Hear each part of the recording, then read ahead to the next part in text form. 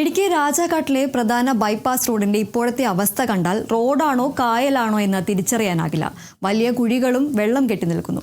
കാൽനട യാത്ര പോലും ദുഷ്കരമാണ്. വാഹനയാത്രക്കാരാകട്ടെ ദുരിതത്തിലുമാണ്.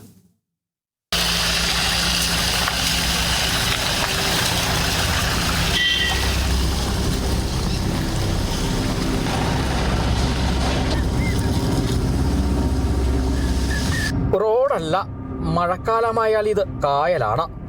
സംസ്ഥാനപാതയായ അടിമാലി രാജക്കാട് റോഡിനെയും മലയോര ഹൈവേയായ രാജക്കാട് ആനച്ചാൽ റോഡിനെയും ബന്ധിപ്പിക്കുന്ന പ്രധാന ബൈപ്പാസ് റോഡായ ജൂബിലി റോഡിന്റെ ദുരവസ്ഥയാണിത്.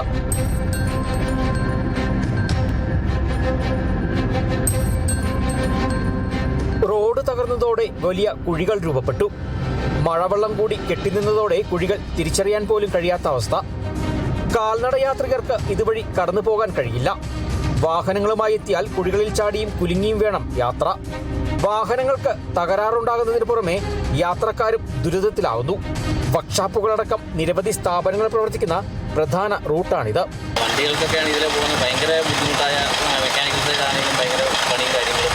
വഴിയെ നടന്നു പോകാൻ പറ്റുന്ന സാധാരണക്കാർക്ക് നടന്നു പോകാൻ പറ്റുന്ന അവസ്ഥയൊക്കെ ടൂ വീലറുകാരാണെങ്കിലും ഭയങ്കര ബുദ്ധിമുട്ടായിരുന്നു.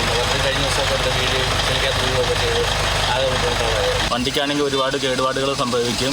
പിന്നെ കുറേ അപകടങ്ങളൊക്കെ ഉണ്ടായിട്ടുണ്ട്. അതുകൊണ്ട് എത്രയും പെട്ടെന്ന് അധികാരികൾ ഇടപെട്ട് ഈ റോഡ് നന്നാക്കി കിട്ടുവാണെങ്കിൽ ഏറ്റവും നല്ലതായിരിക്കും.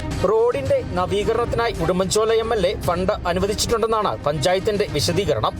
ഉടൻ നിർമ്മാണം ആരംഭിക്കുമെന്നും പഞ്ചായത്ത് പറയുന്നു. എന്നാൽ ഫണ്ട് അനുവദിച്ചതിന് പിന്നാലെ നടപടിക്രമങ്ങൾ പൂർത്തിയാക്കി പണി തുടങ്ങാൻ ഇനിയും കാത്തിരിക്കേണ്ടി വരും. അതുവരെ ഇതുവഴിയുള്ള യാത്ര നാട്ടുകാർക്ക് ദുരിതയാത്ര തന്നെ.